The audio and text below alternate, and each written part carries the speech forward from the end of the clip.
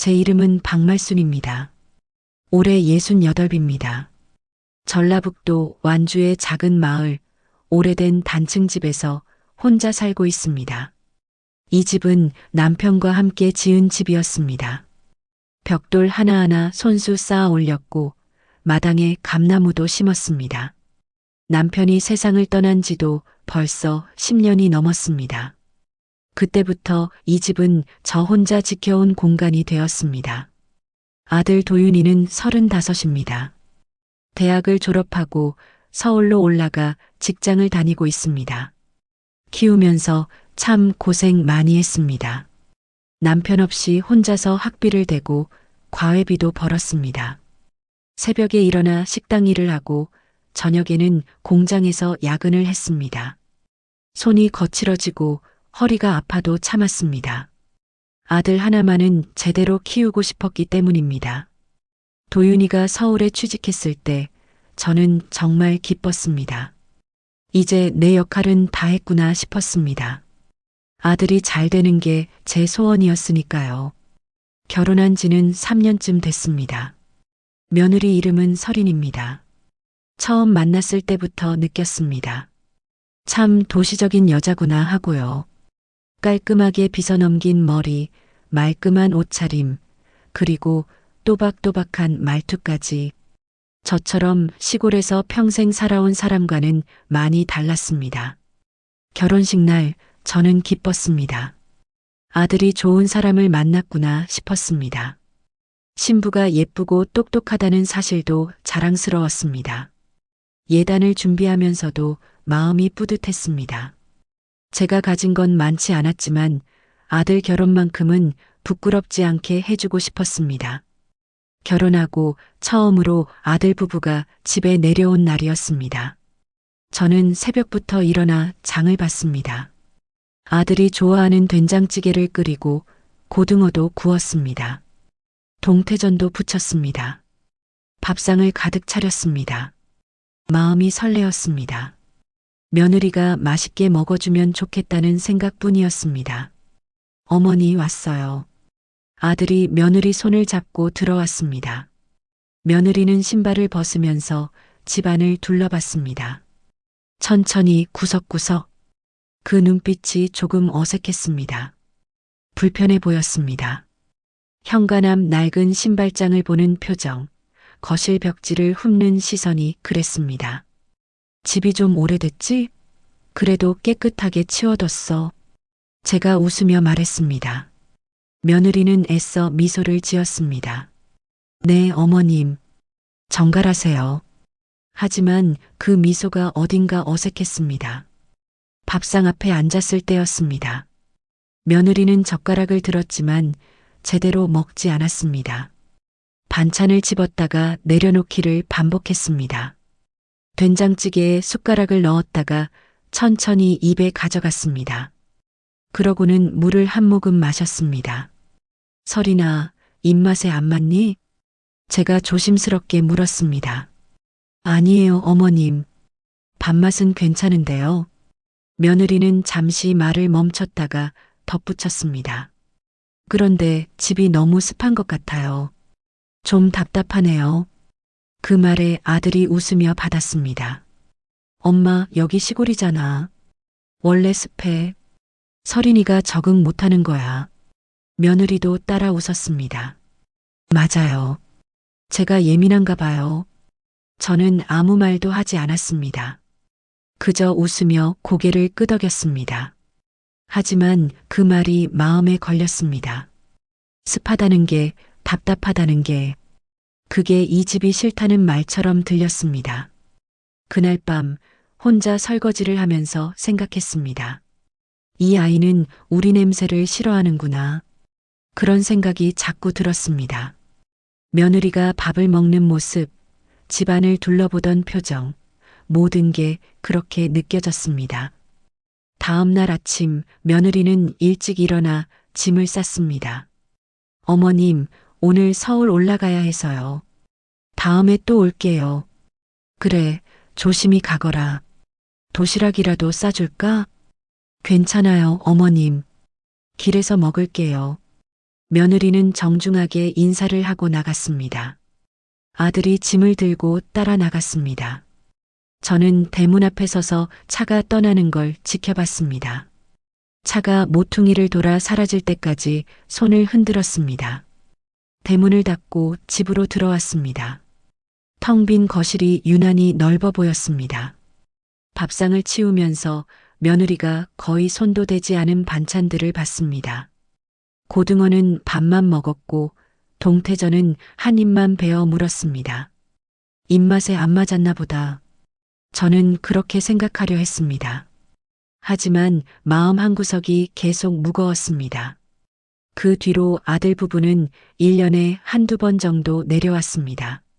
명절이나 제삿날 정도였습니다. 올 때마다 며느리는 예의 바른 말투로 인사를 했습니다. 하지만 눈빛은 달랐습니다. 이 집이 불편하다는 게 느껴졌습니다. 빨리 돌아가고 싶어 한다는 게 보였습니다. 저는 섭섭했지만 이해하려고 애썼습니다. 젊은 사람들은 다 그런가 보다 싶었습니다. 도시에서 살다 보면 시골집이 불편할 수도 있다고 생각했습니다. 그래서 아무 말도 하지 않았습니다. 그렇게 시간이 흘렀습니다. 계절이 바뀌고 또 바뀌었습니다. 저는 여전히 이 집에서 혼자 살았습니다. 마당에 풀을 뽑고 김장을 하고 감을 땄습니다. 아들에게 전화를 걸면 늘 바쁘다는 대답이 돌아왔습니다. 며느리는 문자로 안부를 물었습니다. 짧고 정중한 문장들이었습니다. 어머님, 건강 잘 챙기세요. 날씨가 추워졌네요. 감기 조심하세요. 저는 그 문자들을 읽으면서 답장을 보냈습니다. 응, 나 잘 있어. 너희도 건강해라. 하지만 문자를 보내고 나면 핸드폰을 내려놓고 한참을 멍하니 앉아 있곤 했습니다. 말로는 안부를 묻지만 마음은 닿지 않는다는 걸 알았기 때문입니다. 창밖을 보면 감나무가 보였습니다. 남편과 함께 심었던 그 나무였습니다. 가을이면 주황빛감이 주렁주렁 달렸습니다.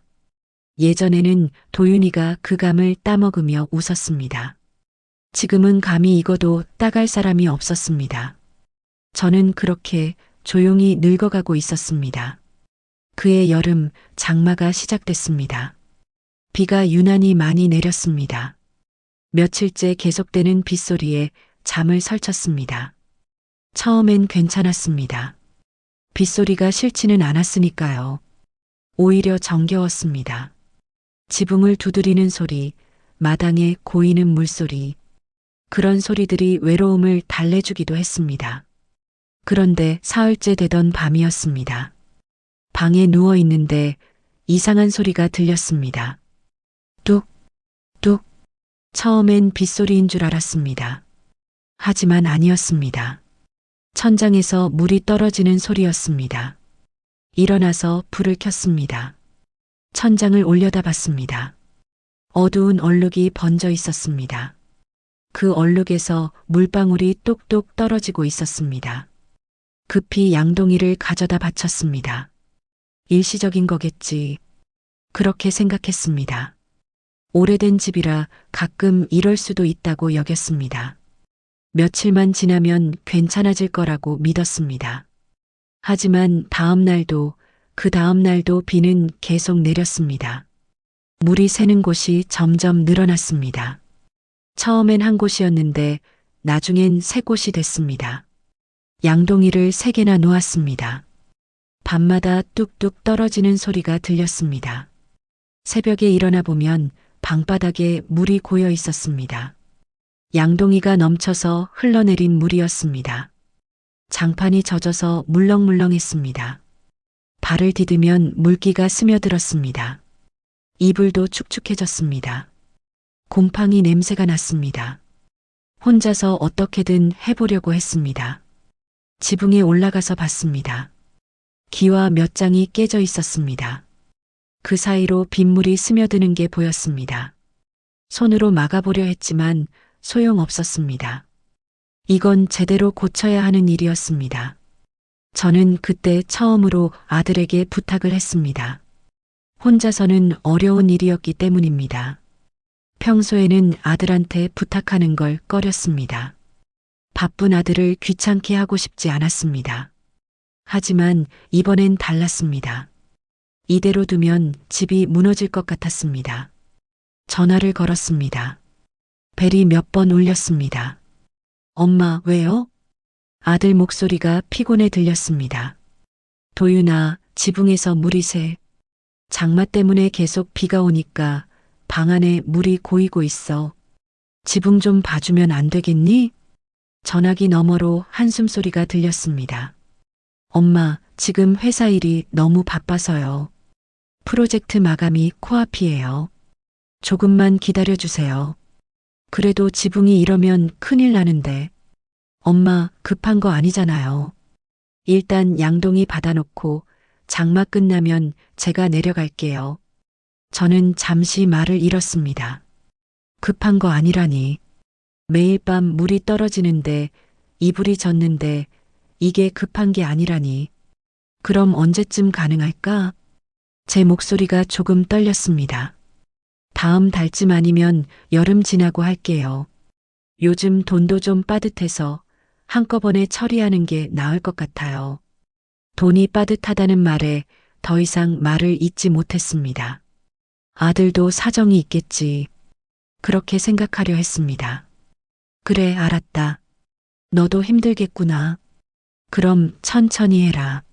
네, 엄마. 죄송해요. 제가 시간 나면 바로 내려갈게요. 전화를 끊었습니다. 저는 한참을 그대로 앉아 있었습니다. 핸드폰을 쥔 손에 힘이 없었습니다. 천장을 올려다봤습니다. 빗물이 여전히 뚝뚝 떨어지고 있었습니다. 양동이에 물이 차는 소리가 유난히 크게 들렸습니다. 며칠 뒤 며느리한테서 카톡이 왔습니다. 어머님, 천장 새는 거 들었어요. 걱정 많으시겠어요. 저는 답장을 보냈습니다. 응, 좀 새긴 하는데 괜찮아. 도윤이가 나중에 고쳐준다고 했어.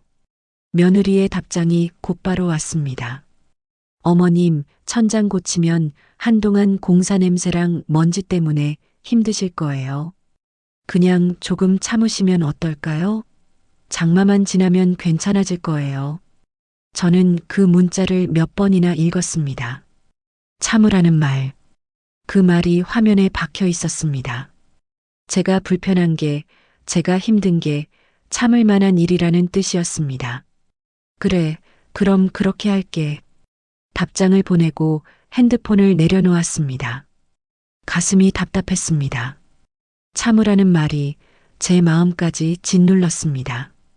그날 밤도 비가 내렸습니다. 빗물은 계속 떨어졌습니다. 양동이를 비우러 일어났다가 젖은 바닥에 미끄러질 뻔했습니다. 허리를 짚고 천천히 일어났습니다. 온몸이 욱신거렸습니다. 침대에 다시 누웠습니다. 천장을 바라봤습니다. 어둠 속에서 물방울이 떨어지는 게 보였습니다. 뚝, 뚝, 규칙적인 소리였습니다. 그 소리를 들으면서 생각했습니다. 참으라고, 조금만 참으라고. 눈물이 났습니다. 슬퍼서가 아니었습니다. 그냥 외로워서였습니다. 아들도 며느리도 제 고통을 이해하지 못한다는 게 서러웠습니다. 며칠이 지나도 아무 연락이 없었습니다. 저는 혼자서 물을 닦아냈습니다. 걸레로 바닥을 닦고 이불을 말렸습니다. 햇빛이 나면 밖에 널었다가 비가 오면 다시 걷었습니다. 그렇게 하루하루를 버텼습니다. 어느 날 이웃집 순자 언니가 들렀습니다. 말순아, 집에 곰팡이 냄새 나는데 괜찮아? 응, 천장에서 물이 좀 새서 조만간 고칠 거야. 순자 언니가 걱정스러운 얼굴로 말했습니다. 이거 빨리 안 고치면 큰일 나. 건강에도 안 좋아. 도윤이한테 얘기했어? 했지. 바쁘다고 하더라고. 순자 언니는 한숨을 쉬었습니다. 요즘 자식들은 다 그래. 바쁘다고만 하지. 저는 웃으며 말했습니다. 괜찮아. 조금만 기다리면 돼. 하지만 제 목소리는 힘이 없었습니다. 그날 밤 저는 오랜만에 눈물을 흘렸습니다. 이불 속에서 소리 없이 울었습니다. 천장에서 떨어지는 물방울을 바라보며 생각했습니다. 나도 이제 늙었구나. 아무도 내 고통을 몰라주는구나. 빗소리가 계속됐습니다. 그 소리가 제 마음을 더 무겁게 짓눌렀습니다. 그렇게 첫 번째 장마가 지나갔습니다. 하지만 제 마음속에는 더 깊은 빗줄기가 내리고 있었습니다. 장마가 끝나고 한 달쯤 지났을 때였습니다. 여전히 천장은 그대로였습니다. 아들한테서 아무 연락이 없었습니다. 저는 기다렸습니다. 바쁘겠지. 돈도 빠듯하다고 했으니 그렇게 생각하며 참았습니다. 어느 날 저녁 핸드폰을 보다가 우연히 아들의 SNS를 들어가게 됐습니다. 평소에는 잘 보지 않았습니다. 사용법도 서툴렀고 굳이 볼 필요를 느끼지 못했습니다. 그런데 그날은 왠지 들어가 보고 싶었습니다. 사진이 올라와 있었습니다. 며칠 전에 올린 것 같았습니다. 처가 리모델링 완료. 새 출발 축하드려요. 사진 속에는 깨끗한 거실이 보였습니다. 새 가구, 새 벽지, 새 부엌. 모든 게 반짝거렸습니다. 조명도 예뻤고 인테리어도 세련됐습니다. 사진 여러 장이 올라와 있었습니다. 침실, 화장실, 베란다까지 집 전체를 새로 꾸민 것 같았습니다. 그 밑에 며느리가 댓글을 달아놨었습니다. 남편이 인테리어 다 맡아줘서 든든해요. 저는 핸드폰을 들고 한참을 멍하니 앉아 있었습니다. 손이 떨렸습니다. 화면이 흐릿하게 보였습니다. 리모델링을 했구나. 처가 집을. 돈이 빠듯하다고 했던 아들이 처가 집은 리모델링을 해줬습니다. 저는 천천히 핸드폰을 내려놓았습니다. 그리고 천장을 올려다봤습니다. 그때도 물이 뚝뚝 떨어지고 있었습니다. 장마가 끝났는데도 여전히 새고 있었습니다. 양동이는 그대로 놓여 있었습니다. 바닥엔 물자국이 얼룩져 있었습니다. 돈이 없는 게 아니었구나. 중얼거렸습니다. 목소리가 떨렸습니다. 나한테 쓸 마음이 없었던 거구나. 가슴이 무너지는 것 같았습니다. 배신감이 밀려왔습니다. 아들을 키우면서 평생 고생했던 일들이 주마등처럼 스쳐 지나갔습니다. 새벽에 일어나 일했던 날들, 손이 부르틀 때까지 일했던 시간들, 아들 학비를 대려고 빚을 얻었던 순간들, 그 모든 게 이 순간을 위한 것이었나 싶었습니다. 며칠 뒤 아들 부부가 집에 내려왔습니다. 추석이 다가오고 있었기 때문입니다. 차에서 내리는 아들의 얼굴은 밝았습니다. 며느리도 웃고 있었습니다. 어머니, 안녕하세요. 그래 왔니? 들어와라. 저는 평소처럼 웃으며 맞았습니다. 하지만 마음속은 복잡했습니다. SNS에서 봤던 사진들이 자꾸 떠올랐습니다. 거실에 앉았습니다. 아들이 천장을 올려다봤습니다. 어머니, 아직도 물 새요? 응, 좀 새긴 해. 많이 새죠? 이번에 장마 끝나면 해드릴게요. 장마는 벌써 한 달 전에 끝났습니다. 하지만 저는 아무 말도 하지 않았습니다. 며느리가 방 안을 둘러봤습니다. 눈살을 찌푸렸습니다. 곰팡이 냄새가 났기 때문입니다. 벽지도 얼룩져 있었습니다. 어머님, 이 집은 고쳐도 티가 안 날 것 같아요. 며느리가 말했습니다. 목소리는 부드러웠지만 말의 의미는 날카로웠습니다. 차라리 이사 가시면 좋을 텐데요. 이렇게 낡은 집에서 혼자 사시는 것도 위험하고요. 그 말이 칼처럼 꽂혔습니다. 이사를 가라고? 여기가 제 인생이 다 깃든 집인데, 남편과 함께 지은 집인데, 아들을 키운 집인데, 이사를 가라니. 난 여기가 좋아. 익숙하거든.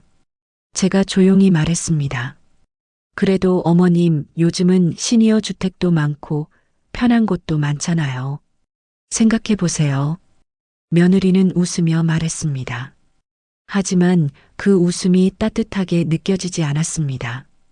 저는 그날 아무 말도 하지 않았습니다. 밥상을 차리고 설거지를 하고 그렇게 하루를 보냈습니다. 하지만 마음속에서 뭔가가 서서히 끊어지기 시작했습니다.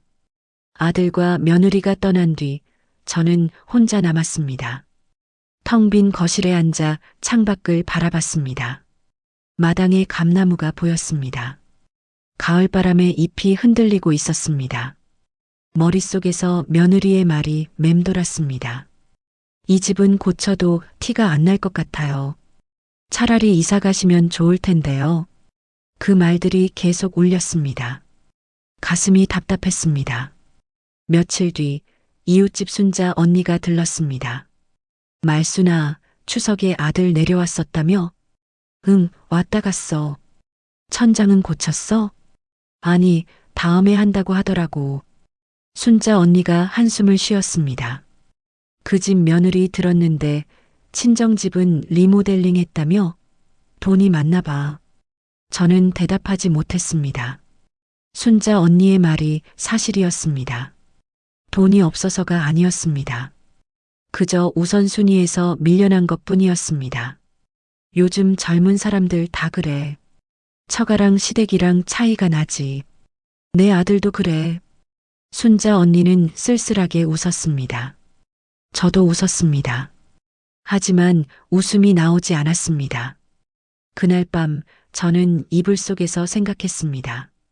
나는 도와달라고 말한 게 아니었는데, 그냥 나도 가족 안에 있었으면 했을 뿐인데, 천장에서 물소리가 들렸습니다. 뚝, 뚝, 빗물이 아니었습니다. 장마가 끝났는데도 여전히 물이 샜습니다.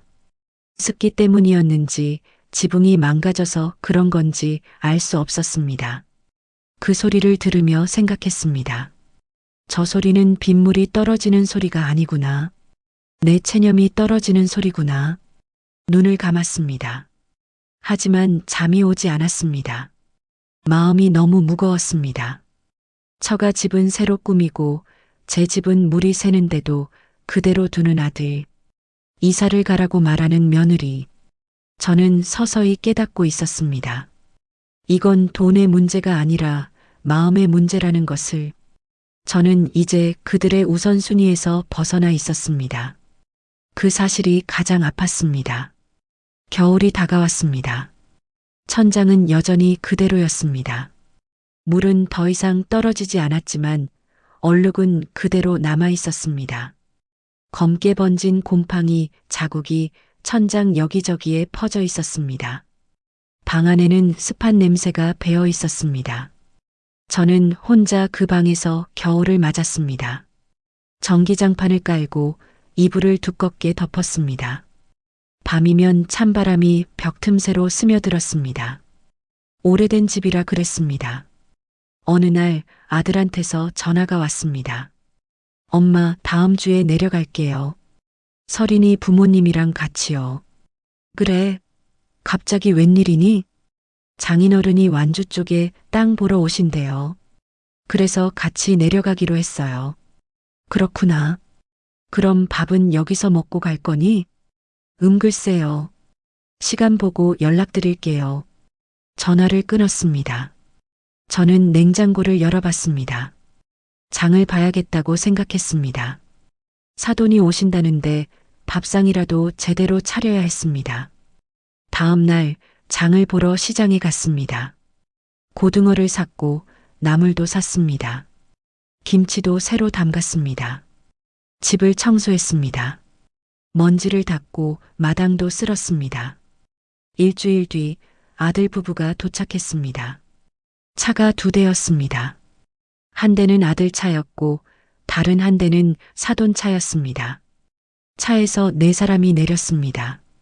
아들, 며느리, 그리고 사돈 내외분이었습니다. 어머님, 안녕하세요. 며느리가 인사를 했습니다.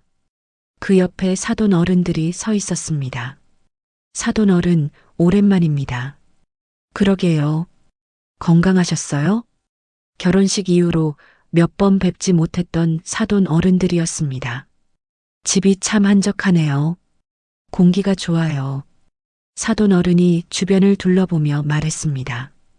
네, 시골이라 그렇습니다. 들어오세요. 거실로 안내했습니다. 사돈 어른들이 앉았습니다. 저는 차를 내왔습니다. 아들과 며느리는 부엌으로 따라 들어왔습니다. 엄마, 점심은 밖에서 먹을게요. 장인어른이 식당 예약해 놓으셨대요. 아들이 작은 목소리로 말했습니다. 그래, 여기서 해드리려고 했는데. 괜찮아요, 어머님. 저희 아버지가 완주에 맛집 아신대요. 며느리가 웃으며 말했습니다. 저는 고개를 끄덕였습니다. 아침부터 준비한 반찬들이 냉장고에 그대로 있었습니다. 하지만 아무 말도 하지 않았습니다. 잠시 뒤 사돈 어른이 집안을 둘러봤습니다. 집이 좀 오래됐네요. 네, 남편이 살아있을 때 지은 집입니다. 요즘 재개발 많이 한다던데 이 동네는 어때요? 글쎄요, 아직 그런 얘기는 없습니다. 사돈 어른은 고개를 끄덕이며 천장을 올려다봤습니다. 얼룩진 천장이 눈에 들어왔을 것입니다. 천장이 좀 그렇네요. 물 센 거예요? 네, 올해 장마 때 좀 샜습니다. 고치셨어요? 아직은요. 곧 고칠 겁니다. 사돈 어른은 더 이상 묻지 않았습니다. 하지만 그 눈빛이 불편했습니다. 동정하는 듯한 아니면 안쓰러워하는 듯한 눈빛이었습니다. 며느리가 끼어들었습니다. 어머님, 저희가 빨리 처리해 드려야 하는데. 죄송해요. 같은 말이었습니다. 몇 달 전에도 들었던 말이었습니다. 저는 그저 웃었습니다. 잠시 후 사돈댁 어머니가 화장실을 다녀왔습니다. 나오면서 며느리한테 뭔가 속삭이는 게 보였습니다. 며느리는 고개를 끄덕였습니다. 1시간쯤 앉아 있다가 아들이 일어났습니다. 엄마, 저희 이제 나가볼게요. 땅 보러 가야 해서요. 그래, 다녀와라. 저녁은?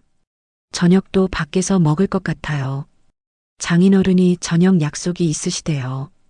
그럼 오늘은 안 들를 거니? 네, 바로 서울 올라갈 것 같아요. 저는 현관까지 배웅을 나갔습니다. 차가 출발하기 전 사돈댁 어머니가 창문을 내리고 말했습니다. 건강 잘 챙기세요. 집도 빨리 고치시고요. 네, 감사합니다. 조심히 가세요. 차가 떠났습니다. 2대의 차가 마을길을 빠져나갔습니다. 저는 대문 앞에 서서 그 차들이 사라질 때까지 지켜봤습니다. 집으로 들어왔습니다. 거실에는 아무도 없었습니다. 찻잔만 놓여 있었습니다. 저는 그 찻잔을 치웠습니다.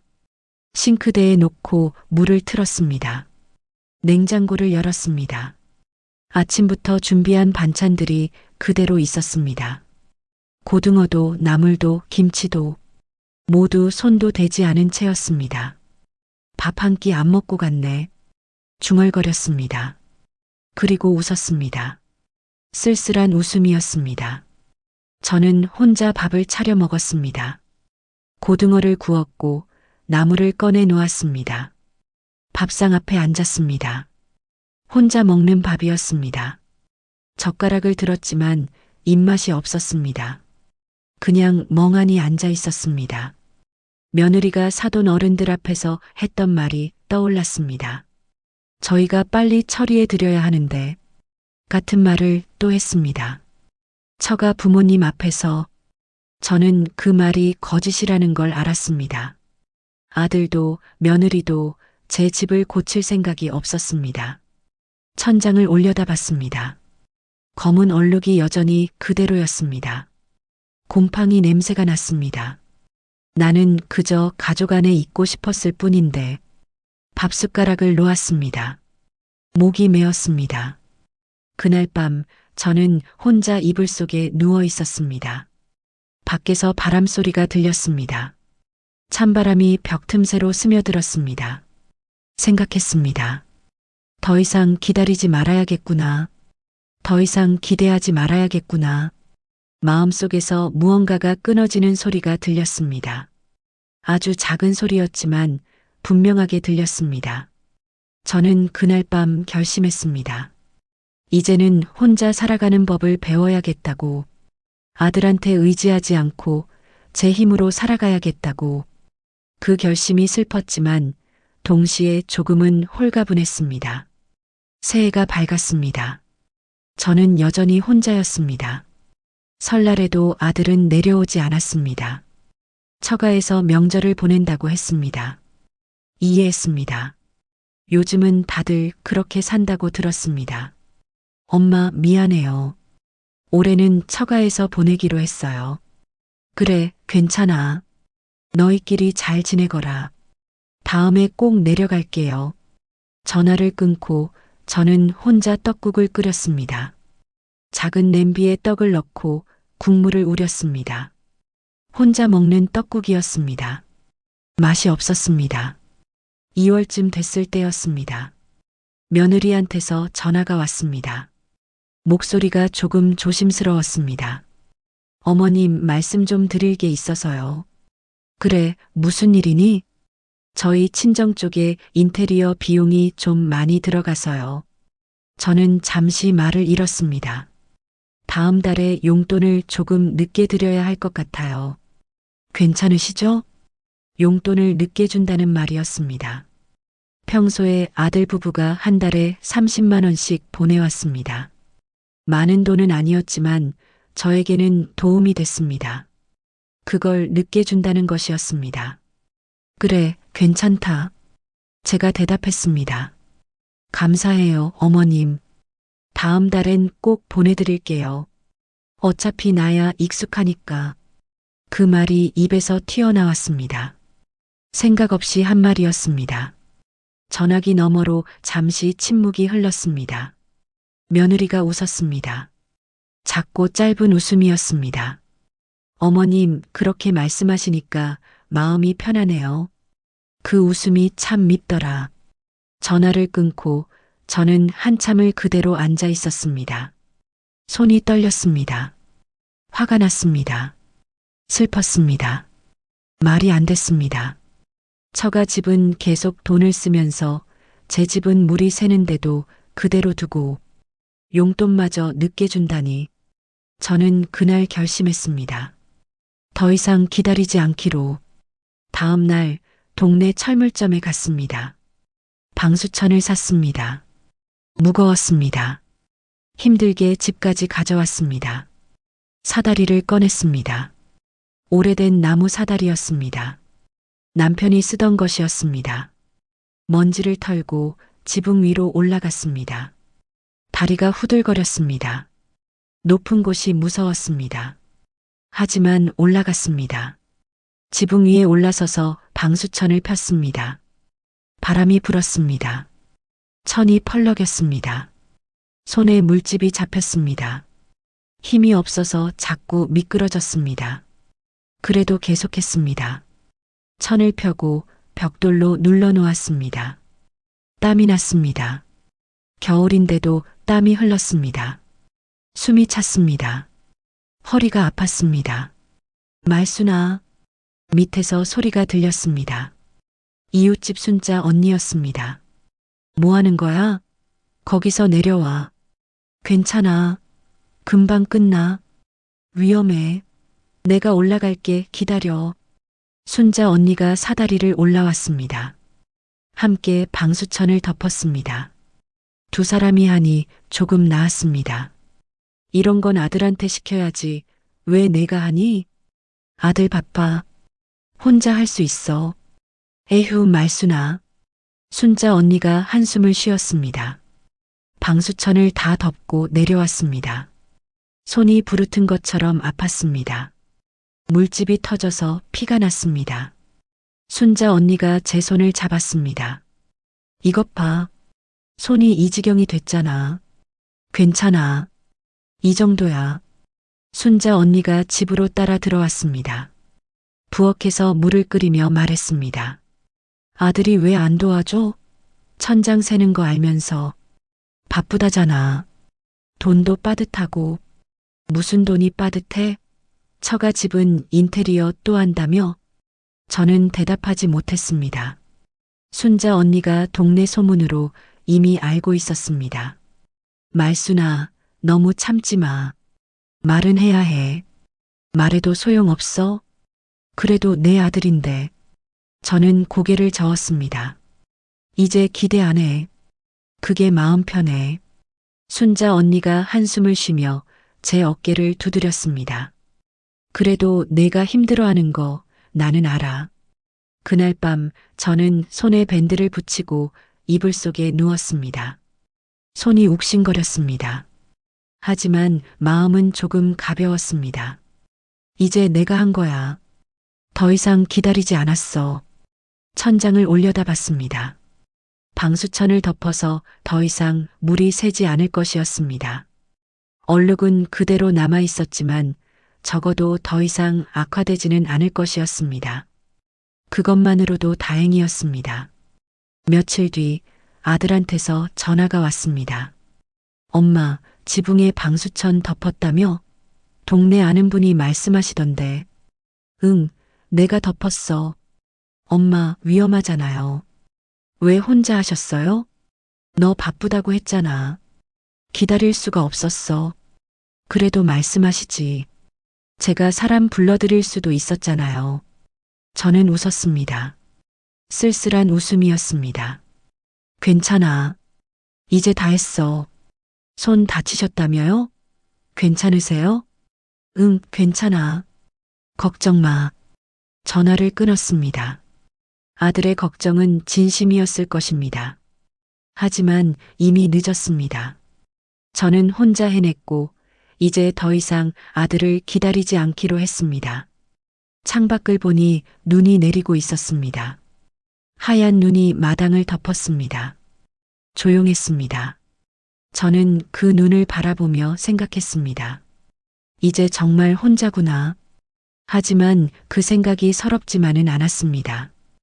오히려 담담했습니다. 혼자라는 것, 그게 제 마지막 기대였습니다.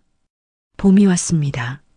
방수천을 덮은 지 2달쯤 지났습니다. 다행히 더 이상 물이 새지는 않았습니다. 천장의 얼룩은 그대로 남아 있었지만 저는 그것에 익숙해졌습니다. 매일 보다 보니 눈에 띄지도 않았습니다.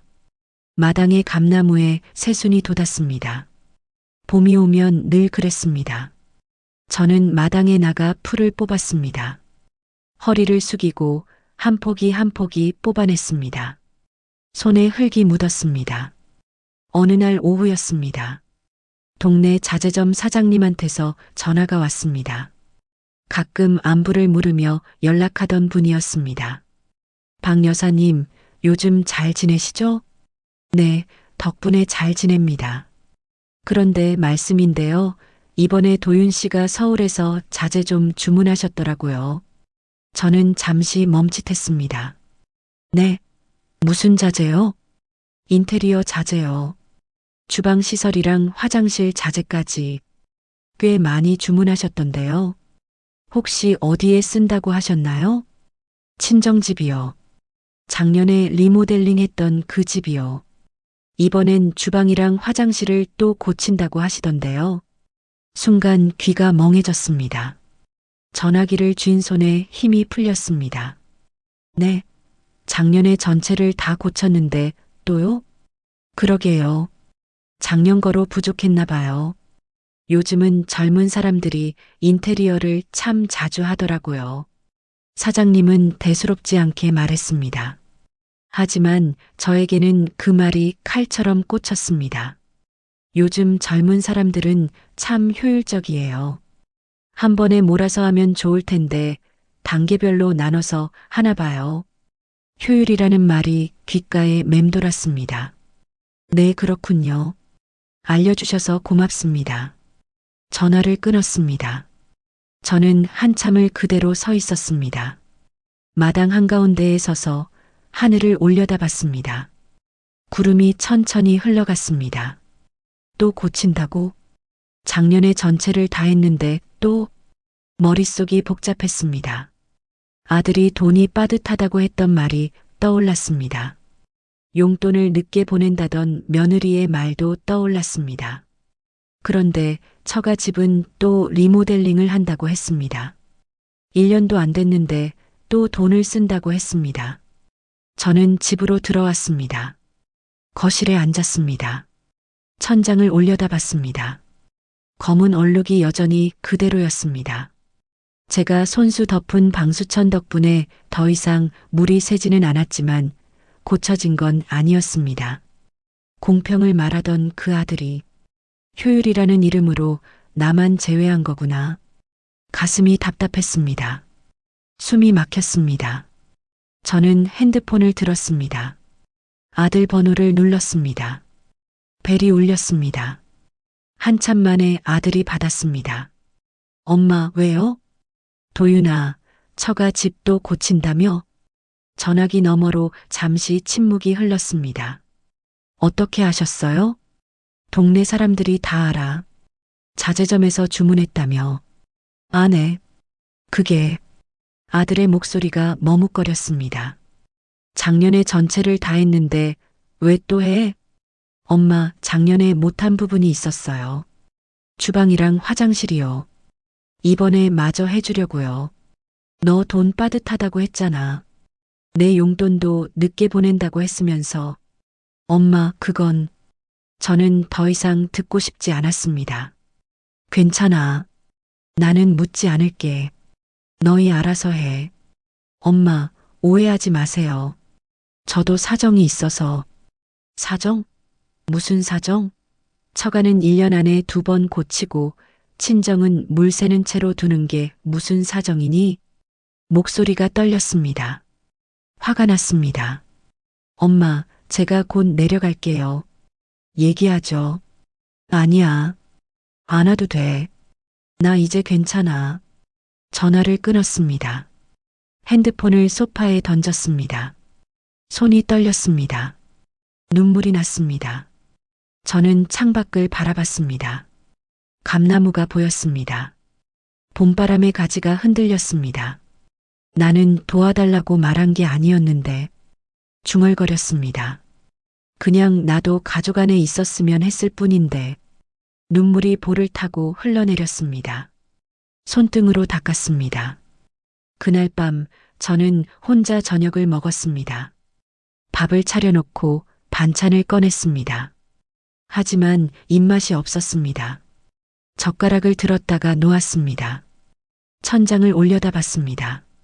얼룩이 보였습니다. 그 얼룩을 보며 생각했습니다. 천장에서 떨어지는 건 빗물이 아니었구나. 내 체념이 떨어지는 거였구나. 밤이 깊어갔습니다. 집은 조용했습니다. 저 혼자만의 공간이었습니다. 며칠이 지났습니다.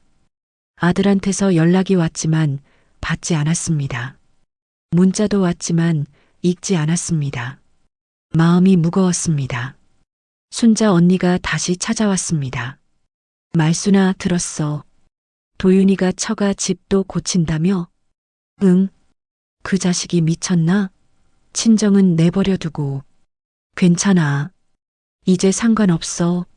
무슨 소리야? 어떻게 상관이 없어? 순자 언니가 화를 냈습니다. 저보다 더 화가 난 것 같았습니다. 말순아, 너 너무 착해. 그러니까 저렇게 당하는 거야. 내가 뭘 당해? 난 괜찮아. 괜찮긴 뭐가 괜찮아. 내 눈에 눈물 고인 거 다 보여. 저는 웃으려 했습니다. 하지만 웃음이 나오지 않았습니다. 순자 언니, 나 이제 정말 포기했어. 기대 안 해. 에휴, 말순아. 순자 언니가 한숨을 쉬었습니다. 그리고 제 손을 꽉 잡았습니다. 그래도 너 혼자 아니야. 내가 있잖아. 그 말에 눈물이 났습니다. 참았던 눈물이 쏟아졌습니다. 순자 언니가 제 등을 두드려줬습니다. 그날 밤 저는 오랜만에 깊이 잠들었습니다. 울고 나니 조금 후련했습니다. 하지만 마음속 깊은 곳에는 여전히 상처가 남아 있었습니다. 아들과 며느리에 대한 기대는 완전히 사라졌습니다. 이제 저는 혼자였습니다. 그리고 그 혼자가 생각보다 외롭지 않았습니다. 여름이 다가왔습니다. 마을에는 변화의 바람이 불고 있었습니다. 저는 그 변화를 느끼지 못한 채 여전히 혼자 조용히 살고 있었습니다. 아들한테서는 여전히 연락이 왔지만 저는 짧게 대답할 뿐이었습니다. 어느 날 오후 마을 이장님이 집으로 찾아왔습니다. 손에 서류 뭉치를 들고 계셨습니다. 박말순 씨 집에 계십니까? 네, 이장님. 무슨 일이세요? 중요한 소식이 있어서 왔습니다. 저는 이장님을 거실로 안내했습니다. 차를 내왔습니다. 이장님은 서류를 펼쳤습니다. 박말순 씨, 이 구역이 재개발 들어갑니다. 시에서 정식으로 통보가 왔어요. 순간 귀가 번쩍 뛰었습니다. 그럼 이 집은 어떻게 되는 건가요? 보상받으실 수 있습니다. 집 한 채 값이 제법 될 겁니다. 이장님이 서류를 보여주셨습니다. 거기에는 예상 보상금이 적혀 있었습니다. 제 눈을 의심했습니다. 50억 원이었습니다. 이렇게 많이요? 네, 요즘 땅값이 많이 올랐어요. 박말순 씨 집은 위치도 좋고 평수도 되니까 보상금이 많이 나올 겁니다. 빠르면 올 가을부터 시작될 거예요. 손이 떨렸습니다. 평생 살아오면서 이렇게 큰 돈을 본 적이 없었습니다. 이장님이 떠나고 나서 저는 한참을 멍하니 앉아 있었습니다. 서류를 내려다봤습니다. 숫자가 눈에 들어왔습니다. 50억 원. 마음이 복잡했습니다. 기쁘기도 했고 동시에 쓸쓸하기도 했습니다. 평생 살았던 이 집을 떠나야 한다는 생각에 가슴이 먹먹했습니다. 그 소문은 빠르게 퍼졌습니다. 동네 사람들이 모두 재개발 이야기를 했습니다. 보상금이 얼마나 나올지, 어디로 이사 갈지, 그런 이야기들이었습니다. 며칠 뒤 며느리한테서 전화가 왔습니다. 목소리가 평소와 달랐습니다. 밝고 경쾌했습니다. 어머님, 재개발 소식 들었어요. 정말 잘 됐네요. 보상금이 꽤 나온다고 들었어요. 그렇다고 하더라. 어머님, 집 정리하시는 거 힘드실 텐데요. 저희가 내려갈게요. 계약이랑 서류 같은 건 저희가 대신 도와드릴게요. 며느리의 목소리는 친절했습니다. 하지만 그 친절이 낯설었습니다. 천장이 새고 지붕을 고쳐달라고 했을 때는 바빴다던 사람들이 이제는 도와주겠다고 했습니다. 이번 주말에 내려갈게요. 전화를 끊었습니다. 저는 핸드폰을 내려다봤습니다. 마음이 무거웠습니다. 주말이 됐습니다. 아들 부부가 내려왔습니다. 차에서 내리는 아들의 얼굴은 밝았습니다. 며느리도 웃고 있었습니다. 오랜만이라고 인사했습니다. 재개발 정말 잘 됐다고 했습니다. 거실에 앉았습니다. 아들이 서류를 꺼냈습니다. 엄마, 계약 관련해서 저희가 좀 알아봤어요. 보상금 받으시면 세금 문제도 있고 복잡한 게 많더라고요. 저희가 대리로 처리해 드릴 수 있어요. 저는 서류를 보지 않았습니다. 대신 아들을 똑바로 바라봤습니다. 도윤아, 지난번에 천장 고쳐달라고 했을 때 기억나니? 아들이 당황한 표정을 지었습니다. 너 바쁘다고 했지. 돈도 빠듯하다고 했고. 그런데 처가 집은 1년에 2번 고쳤더라. 며느리의 얼굴이 굳어졌습니다. 아니야, 이번엔 내가 알아서 할게.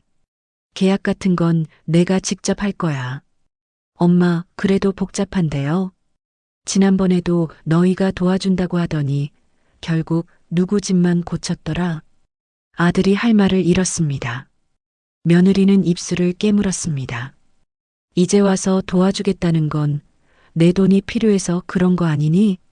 며느리가 얼굴이 붉어졌습니다. 어머님, 그게 무슨 말씀이세요? 천장 새는 거 방치하고 용돈도 늦게 주면서 이제 와서 갑자기 도와주겠다는 게 목소리가 떨렸습니다. 화가 났습니다. 아들이 일어났습니다. 엄마, 오해하신 거예요. 나가라. 오늘은 얘기하고 싶지 않아. 아들 부부는 할 수 없이 집을 나갔습니다. 차가 떠나는 소리가 들렸습니다. 저는 거실에 혼자 남았습니다. 눈물이 났습니다.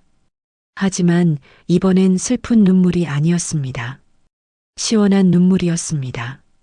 평생 참았던 말을 드디어 했기 때문입니다. 저는 창밖을 바라봤습니다. 감나무가 보였습니다. 여름 햇살에 잎이 반짝였습니다.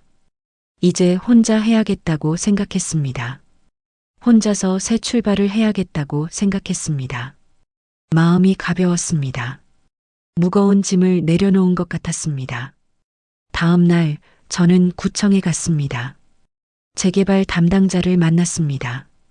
서류를 받았습니다. 설명을 들었습니다. 혼자서 했습니다. 어렵지 않았습니다. 천천히 하면 할 수 있는 일이었습니다.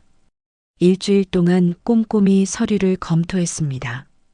모르는 것은 구청에 전화해서 물어봤습니다. 천천히 하나씩 알아갔습니다. 누구의 도움도 받지 않고 제 손으로 직접 했습니다. 아들한테서 전화가 여러 번 왔습니다.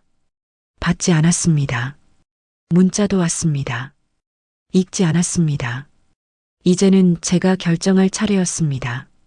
그렇게 저는 새로운 시작을 준비했습니다. 아들의 도움 없이 혼자 힘으로 50억이라는 큰 돈이 생겼지만 그 돈보다 더 값진 것을 얻었습니다. 바로 독립이었습니다. 가을이 왔습니다. 보상금이 입금된 날 저는 은행 통장을 오래 바라봤습니다. 숫자가 길게 나열돼 있었습니다. 50억 원. 평생 상상도 못했던 돈이었습니다. 하지만 그 돈을 보면서도 마음이 복잡했습니다. 기쁘기보다는 뭔가 끝났다는 생각이 들었습니다. 저는 새 집을 샀습니다. 같은 동네는 아니었지만 완주에서 멀지 않은 곳이었습니다. 작은 아파트였습니다. 깨끗하고 단단했습니다. 벽지도 새하얗고 천장도 튼튼했습니다. 무엇보다 지붕이 새지 않았습니다. 이사하는 날 짐을 싸면서 오래된 집을 둘러봤습니다. 거실, 방, 부엌. 모든 공간에 추억이 배어 있었습니다. 남편과 함께 살았던 시간, 아들을 키웠던 시간, 혼자 지냈던 시간. 그 모든 시간이 이 집 안에 남아 있었습니다. 천장을 올려다봤습니다. 검은 얼룩이 여전히 그대로였습니다. 제가 손수 덮었던 방수천도 그대로였습니다. 그 얼룩을 보면서 생각했습니다. 저 얼룩은 단순히 물이 샌 흔적이 아니었습니다. 제가 홀로 버텼던 시간의 흔적이었습니다. 고생했어. 집에게 말했습니다. 벽을 손으로 쓰다듬었습니다. 오래된 벽지가 손끝에 닿았습니다. 고마웠어. 평생 나를 지켜줘서. 이삿짐을 실었습니다. 이삿짐 센터 사람들이 짐을 나르는 동안 저는 마당에 섰습니다. 감나무를 올려다봤습니다. 가을이라 감이 주황빛으로 익어 있었습니다. 저는 감을 몇 개 땄습니다. 마지막으로 따는 감이었습니다. 다음 주인도 잘 살았으면 좋겠다. 중얼거리며 대문을 나섰습니다. 뒤돌아보지 않았습니다. 뒤돌아보면 눈물이 날 것 같았습니다. 새 집에 도착했습니다. 엘리베이터를 타고 올라갔습니다. 7층이었습니다. 문을 열고 들어갔습니다. 햇빛이 가득했습니다. 넓지는 않았지만 깨끗했습니다. 창문을 열었습니다. 바람이 들어왔습니다. 신선한 공기가 폐를 채웠습니다. 저는 창가에 서서 밖을 내다봤습니다. 멀리 산이 보였습니다. 하늘이 높았습니다. 이제 새 출발이구나. 짐을 풀었습니다. 하나씩 천천히. 그릇을 꺼내고 옷을 정리하고 이불을 폈습니다. 혼자 하는 일이었지만 외롭지 않았습니다. 오히려 편안했습니다. 저녁이 됐습니다. 저는 작은 식탁에 앉아 밥을 차렸습니다. 혼자 먹는 밥이었지만 맛있었습니다. 창밖으로 노을이 보였습니다. 주황빛 하늘이 아름다웠습니다. 밥을 먹고 나서 커피를 내렸습니다. 향이 좋았습니다. 커피잔을 들고 창가에 섰습니다. 밖에서 빗소리가 들렸습니다. 가을비가 내리고 있었습니다. 예전에는 그 소리가 서러웠습니다. 빗소리가 들리면 천장이 셀까봐 걱정했습니다. 양동이를 받쳐야 했고 밤새 신경을 써야 했습니다. 하지만 이젠 아니었습니다. 빗소리가 편안했습니다. 천장을 올려다봤습니다. 깨끗한 천장이었습니다. 얼룩도 없고 물도 새지 않았습니다. 저는 미소를 지었습니다. 이제 내 인생에 새는 건 없다. 중얼거렸습니다. 돈이 아니라 마음을 고친 거니까. 커피를 한 모금 마셨습니다. 따뜻했습니다. 며칠 뒤 아들한테서 전화가 왔습니다. 오랜만이었습니다. 저는 잠시 망설이다가 받았습니다. 엄마, 저예요. 응. 이사 잘하셨어요? 새 집은 괜찮으세요? 응, 좋아. 깨끗하고. 전화기 너머로 침묵이 흘렀습니다. 아들이 말을 잇지 못하는 것 같았습니다. 엄마, 죄송해요. 그동안 제가 엄마한테 잘못했어요. 저는 창밖을 바라봤습니다. 비는 그쳤고 하늘에 무지개가 떠 있었습니다. 괜찮아. 이제 다 지나간 일이야. 엄마, 제가 다시 잘할게요. 자주 연락드릴게요. 저는 조용히 웃었습니다. 도윤아, 너도 내 인생 살아라. 나도 내 인생 살 거야. 이제 나 혼자서도 잘 살 수 있어. 엄마, 걱정 마. 엄마 행복해. 전화를 끊었습니다. 가슴이 뭉클했지만 후회는 없었습니다. 다음 날 순자 언니가 놀러 왔습니다. 새 집을 구경하며 좋다고 했습니다. 깨끗하다고 했습니다. 저는 언니와 함께 차를 마셨습니다. 말순아, 얼굴이 밝아졌다. 예전보다 훨씬 좋아 보여. 그래, 나도 그런 것 같아. 마음이 편해져서 그런가 봐. 잘했어, 말순아. 내가 제대로 선택한 거야. 저는 고개를 끄덕였습니다. 순자 언니가 돌아간 뒤 저는 혼자 소파에 앉았습니다. 조용했습니다. 하지만 그 조용함이 외롭지 않았습니다. 오히려 평화로웠습니다. 생각했습니다. 지난 시간들을, 천장이 새던 날들을, 아들을 기다리던 날들을, 혼자 방수천을 덮던 날을, 그 모든 순간들이 저를 여기까지 데려왔습니다. 공평하지 않은 효도는 불효보다 잔인하더라. 그 생각이 맞았습니다. 하지만 이제는 그것도 중요하지 않았습니다. 저는 제 힘으로 일어섰고 제 힘으로 새 출발을 했습니다. 창밖을 보니 해가 지고 있었습니다. 노을이 아름다웠습니다. 저는 그 노을을 보며 생각했습니다. 인생은 아직 끝나지 않았구나. 이제부터가 진짜 내 시간이구나. 저는 커피를 한 모금 더 마셨습니다. 그리고 미소 지었습니다. 지붕도 새지 않고 마음도 새지 않는 이곳에서 저는 비로소 평화를 찾았습니다.